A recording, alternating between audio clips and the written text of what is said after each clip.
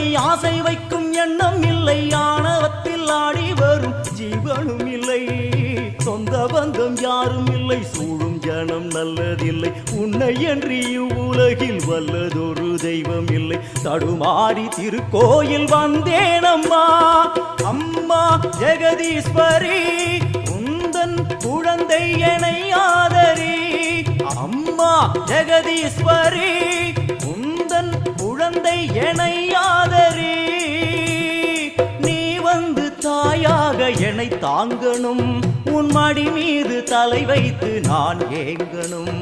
சலனங்கள் இல்லாமல் மனம் தூங்கணும், மனம் தூங்கணும், மனம் தூங்கணும். எங்களுக்கு குறையும் உண்டு, அதனை நான் அழுது சொல்லலாமா? என் தாயும் நீ